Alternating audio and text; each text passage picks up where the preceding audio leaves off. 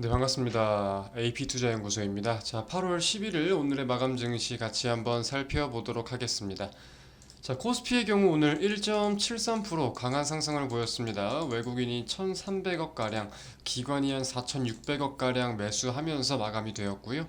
자, 코스닥의 경우는 1.45%가량 마찬가지로 강한 상승 흐름을 보였습니다.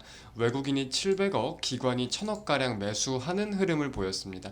일단 오늘 시장이 전반적으로 강세를 보였습니다. 뭐 아시아 증시 자체가 그런데 여기에 대해서는 시장의 투자자들의 좀 이목이 집중돼 있었던 미국의 소비자 물가지수 CPI에 대한 내용을 우리가 생각을 해봐야겠죠. 시장에서도 6월에 이제 9.1%를 기록을 하면서 이것보다는 둔화가 될 것이다라고 예상을 하고 시장의 예상치가 좀 이제 8.7%에서 뭐 다 좀 업체마다 달랐는데 8.9%이 사이를 왔다 갔다 하는 수치에 대해 예상을 했었어요. 근데 이번에 좀 8.5% 전년 동월 대비 8.5% 인상에 대한 내용이 나오면서 음, 저기 뭐야 6월에 기록했던 9.1%보다도 크게 좀 하회를 했기 때문에 시장에 이제 물가 고점론이 점차 지나가고 있다. 고점론. 그러니까 이제 인플레이션 피크아웃에 대한 내용이 점차 가시화되고 있다. 이런 내용을 가지고 오늘 강하게 좀 수급이 유입이 되었다. 이런 식으로 생각을 해볼 수 있을 것 같습니다. 그리고 제가 같이 강조를 드렸던 게 근원 CPI입니다. 근원 CPI. 이제 변동성이 큰 음식료, 에너지 가격을 제외한 건데 근원 CPI의 경우도 시장 예상치가 6.1% 상승이었어요. 6.1% 상승이었는데 시장 예상치보다 하회한 5.9% 전달과 같은 5.9% 상승을 보여주면서 시장의 상승을 좀 견인해주지 않았나라고 판단을 할 수 있을 것 같습니다. 이 물가 상승률이 좀 둔화가 된 데에는 뭐 에너지 가격이 크게 떨어졌어요. 에너지 가격. 유가에 대해서 좀 유가 하락에 대해서 말씀을 드린 적이 있었는데 이제 뭐 휘발유 등 이런 에너지 가격이 하락한 게 원인으로 꼽히면서 이제 물가가 잡히는 내용들이 점차 나오고 있다라고 우리가 해석을 할 수 있을 것 같습니다. 이후 이제 오늘 밤이죠. 오늘 밤에 미국의 생산자 물가 지수도 발표가 되는데 그것까지 좀 같이 한번 살펴볼 필요가 있을 것 같아요. 그러면서 이제 최근에 업황이 둔화됐던 업황이 있었어요. 뭐였죠? 반도체였죠.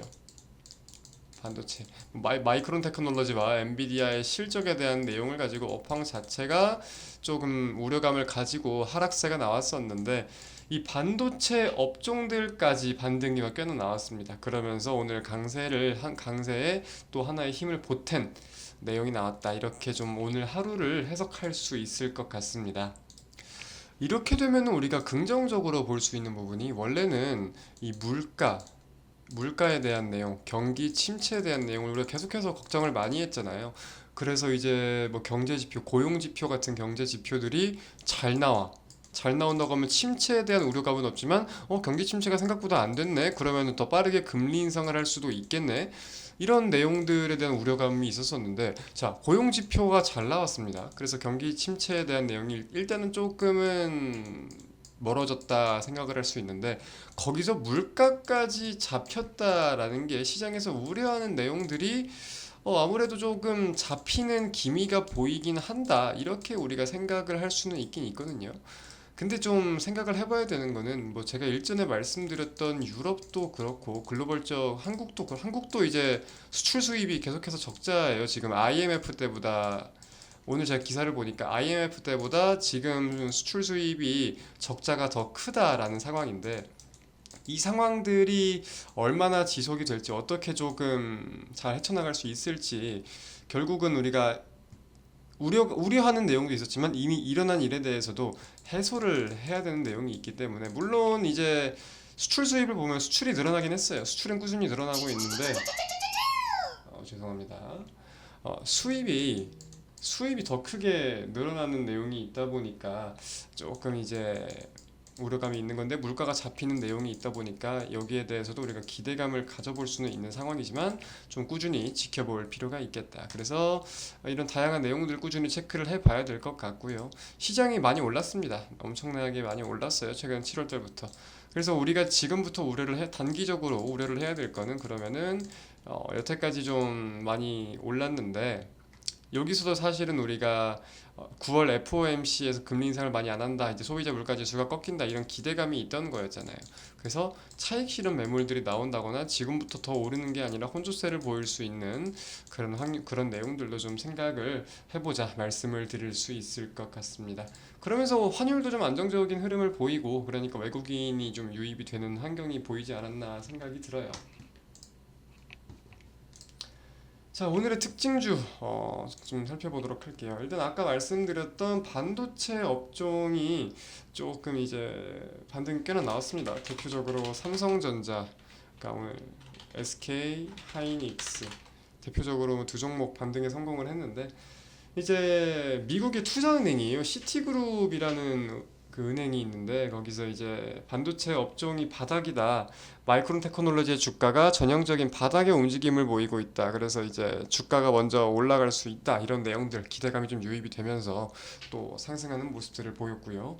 신재생에너지가 좀 계속해서 강세를 보이고 있습니다. 뭐 하나솔루션, 뭐 OCI, 뭐 CS윈드 이런 종목들 계속해서 강세를 보이고 있는데, 미국의 그 인플레이션 감축 법안 제가 설명드린 적이 있어요. 이 통과 기대감에 계속해서 좋은 모습을 좀 보여주고 있고, 오는 12일입니다. 내일이죠. 그러니까 미국 시간 내일로 이제 하원 표결을 앞두고 있는 상황인데, 무난하게 통과가 될 것이다 라고 좀 전망이 되고 있는 상황이에요. 그래서 관련해가지고 이 관련주들이 좀 강세를 보였고, 또 실적 관련해가지고는 우리가 이마트 좀 살펴봐야 될 텐데, 이마트가 영업 손실이 123억 원이 나왔어요. 123억 원이 나오면서 적자 선언을 했습니다. 아무래도 이제 민간 소비에 대한 내용이 줄기는 주나 봐요. 금리가 오르는 내용도, 물가가 오르는 내용도 이제 민간 소비의 유동성을 줄이고 있는 내용들이 보이다 보니까, 이제 좀 유통과 관련된 내용들 이제 좀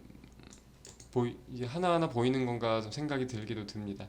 하지만 이제 이마트 측에서 하반기에는 상품 경쟁력을 강화하겠다, 그리고 물류 효율성 강화하겠다, 수익성을 개선해 나가겠다고 했으니까 관련해서도 우리가 꾸준히 지켜봐야겠죠.